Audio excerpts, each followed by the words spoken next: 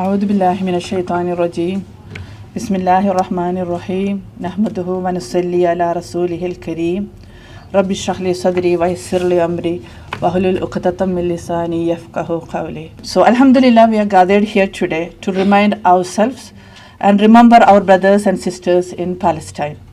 Before I start, some of you might have traveled from far, and may Allah reward you for that. Ameen. Before I start, some of you may not be aware of Strive UK, so we'll do a short briefing. Strive UK is a British advocacy group working hard to combat misogyny and Islamophobia. We fight against injustice and we work towards creating a more just and compassionate society. Strive has organized numerous events for Palestine, India, Bosnia, Uyghur, and many more. We have raised funds to support the oppressed and our fellow Muslims, Alhamdulillah. And our volunteers have organized events for children, young adults, and parents to join and support other like-minded organizations. We take part in comparing and demonstration against injustice. We help to produce documentaries about violence against Muslims and inactions of states in protecting them. We try to amplify the voice that are struggling to be heard, including the voice of women. And I'm actually personally very proud and shukr to Allah subhanahu wa ta'ala. We are happy to present something very special, inshallah, after Ramadan.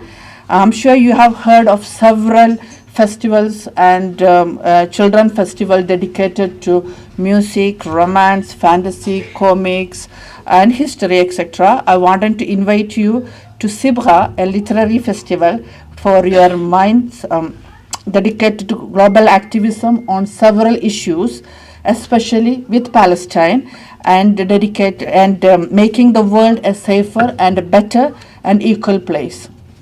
We are happy to inform you that some young award-winning Muslim authors are taking part, and we also have a Muslim manga anime artist from Japan attending. The kids are already excited. The registration is going on.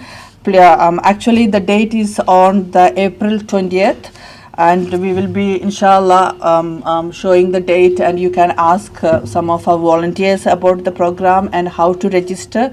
And it will be a fun-filled evening with the authors, create workshop, inshallah.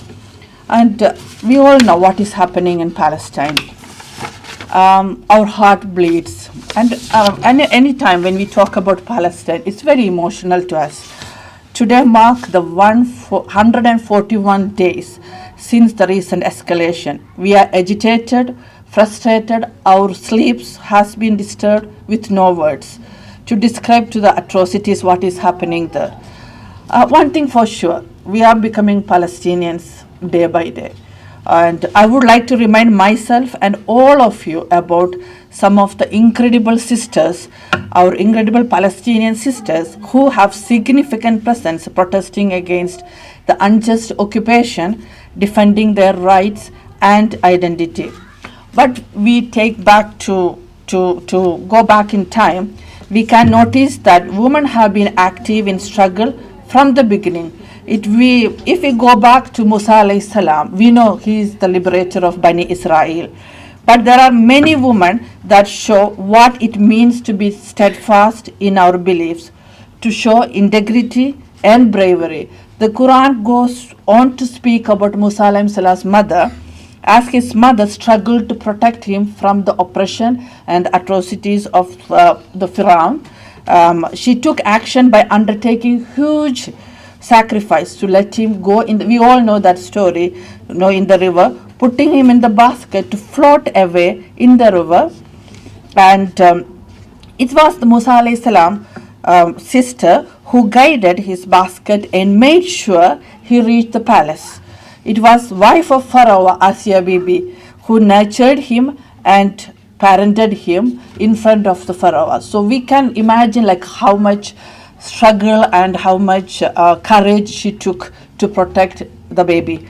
This clearly shows how women like us were involved not only in the birth of great liberators, but also in their protection from worldly dangers, guidance, nurturing, and development. Much like Musa alayhi salam's mother, Palestinian mothers are doing what they can do to protect their children. Even if it must be so heartbreaking for them to do so, report shows writing the child's name in their legs and arms, swapping children with families members to hope to survival and remaining. Actually what they do is, like you have seen in the media, like they are writing in the hands and legs of the children, and also like swapping their children with family members in hopes of survival, and also remaining in their prayer clothes at all the time, knowing that death can take them at any moment. Going back to Musa alayhi salam as time, Asiya, the wife of Fir'aun, also showed incredible strength resisting an oppressing force. I like the life story of Asiya baby. Palestinian women deserve to be recognized for their strength and their resilience also. In the face of such an oppressive force, they are embodying many of the characteristics and attributes we admire in the woman I had just mentioned. And they have been showing up like this for long time, we know that. From Tarab Abdul Hadi, a Palestinian woman born in Jenin 1910, who founded the Palestinian Women's Congress, which resisted the British mandate occupation of Palestine, to Fatima Barnawi, who was among some of the first to mobilize against Israeli colonization and was the first female political prisoner. So how much courage these whenever we look at the Palestinian women, they are always inspirational. The courageous young Palestinian fight today, like Ahmed Tamim, you may all have heard of about her, who defied Israeli occupation with a slap that was heard around the world.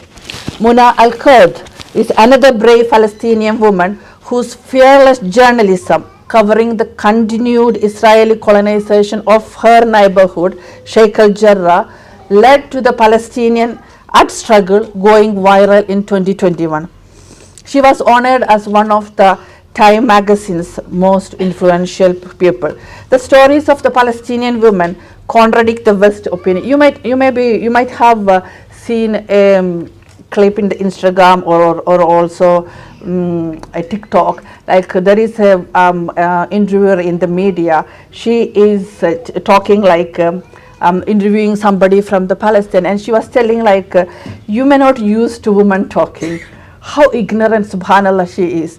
To look back to these ladies, like the women and the sisters of the Palestine, how she inspired us, and they are inspiring. Their inspiration is continuing, and also the stories of Palestinian women's resistance are both historical and consistent. In 1936, Palestinian women from Baka al-Harabia stormed a British mandate prison in response to the mass arrest of British Palestinian men by British soldiers. They succeeded in freeing all of the men and ended the enforced curfew on the village. How brave they are. They actually came with their children, and they only have an arm, you can say like a stone in their hand, and then used that to free their men from the prison. Sahrat al-Aqwan, that was originally established as a women's social organization in Jaffa in 1933, was later transformed by Palestinian sisters and teachers Muhiba and Arabia Khurshid into an all-women's armed group to directly combat British occupation and the increase of Zionist settler gang violence in Palestine. Palestinian women introduced the first mass boycott against Israel decades before the BDS movement was founded in defense of Israel's restricting laws. They set up backyard garden, started farming, and taught women to grow their own food. Any issues that would arise during the Intifada, Palestinian women were quick to allocate solution to solve it. They were even teaching themselves medicine and set up medical teams to provide emergency care due to increased Israeli violence against protesters. When Israel closed Palestinian schools and universities, an attempt to prevent the mobilization of the students, the political mobilization, Palestinian women organized and started teaching the lessons in basement and abandoned buildings. They might have done under the rubble, like what we see in the media nowadays, how difficult for them to, there is no school, no teaching, nothing there. When Israel cracked down with curfews and mass arrests in response to the prolonged civil strikes and boycott, however, Palestinian women persisted and found ways around the numerous barriers of Israel put in their way. Even when Israel outlawed the Palestinian flag, what they did, like they knitted their own flag and they used that flag for the demonstrations.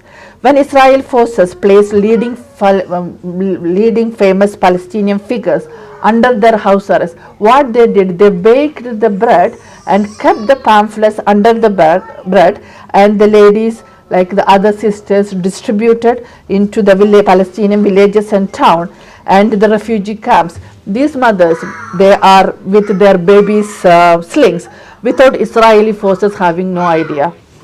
Their strength and determination throughout the first Intifada captured global attention. So much so that United States was forced to respond to Israel's unwillingness to attend negotiations by withheld financial support to Israel. For the first time since Israel's settler colonial act, Palestinians brought the occupying forces to its knees, and it was Palestinian women who were leading the charge. Just like this Palestinian woman, then the Palestinian women now are showcasing incredible strength, resilience and bravery, despite coming face to face once again with such an oppressive and destructive force. Sisters such as Baisan, you may be seen her clips, Hind, Plastia, young journalist reporting and educating the world, revealing the truth while simultaneously trying to survive there. And Dr. Amira Al-Asuli, her courage to treat the wounded patients. When we are talking about sisterhood, what it means, I want to remind myself and everyone what are we capable of, what we should draw strength from, and that we as members of this worldwide sisterhood, that is the reason we are all here, should always rally our minds and our strength to try and contribute positively to our societies. Just like the Palestinians, they are all, as I said in the beginning, they are always inspirational. That we should show up for them here like they are showing up for us there. We only few of their names. In my eyes, they all are heroes. Actually, one of the clip always I remember, maybe she is my age, or maybe that is I got more attention, I don't know. She was standing there, her shoulders are drooping, she's tired, drained out, and you can see all the emotions going on her face, and she very tiredly, she's throwing a stone towards the Israeli soldiers and calling them like, come in, like that. So, and also like indeed, you know, like what we see in the media, they inspire us, their courage, their tawakkul in Allah subhanahu wa ta'ala. I have never seen a single image or video they are losing hope in Allah subhanahu wa ta'ala. Indeed, we know Al-Quds is holy, but the people around Al-Quds, they are showing every day to us they are also holy. Also, I wanted to remind myself and you, my sisters, indifferent sometimes we might have thought it's happening for them. They handle this, they are far away. Not, we have to be aware and act upon it. I'm from India. In my childhood, I ever thought the Hindutva group, the fascist group will come to power. Now it is a short span of time. They are in power and at the causing difficulty the Muslims living there. We have to stand up and defend ourselves. Don't take it lightly. We need to educate and nurture our future generation, pass down to them our religion and culture. That's very, very important. Instill in them the importance of integrity and justice. We should remain steadfast in our knowledge and learning, support others to do so too, give aid as we are able to support causes that we are passionate about.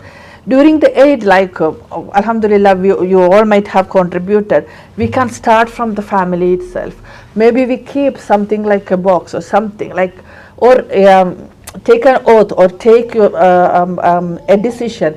Every day we'll do something for the Palestine cause. Maybe share some in the media, or ask your family members, like whoever coming the house, to put some money to the, we all earn maybe, so we can contribute that way, but something you show to, or to your family or the children, you are in the cause of the Palestine. So I said the 8, never stop speaking out against injustice, including the very injustice against which have all gathered here today. Speak out loudly and do not fear being heard. Most of all, maintain remembrance of Allah subhanahu wa ta'ala and do dua and maintain strong in the tawakkul. We are all being tested here. May Allah subhanahu wa ta'ala grant us all the ability to stand in the right side of things. So that's very, very important. I mean, we have to answer our conscience, and may Allah ease their sufferings and show us the victory in our lifetime. This dua is like رَبَّنَا فْرِغْ عَلَيْنَا صَبْرًا وَثَبِّتْ أَقْدَامَنَا وَانْصُرْنَا عَلَى الْقَوْمِ الْكَافِرِينَ. I conclude my talk with Surah Al Imran, Ayah 200. Ya ayyuhalladhina amanu isbiru wa sabiru wa rabitu wattaqullaha la'allakum tuflihun. Believers, be steadfast and firm in steadfastness, and stand firm in your faith, and hold Allah in fear, that you may attain true success. Jazakallahu khairan. I hope you sisters, we all take something from this gathering, and inshallah, and we will be steadfast and support our sisters in Palestine, not only the Palestinian sisters, whoever have going through oppression around the world. Ameen. Jazakallah khairan. Assalamu alaikum wa rahmatullah.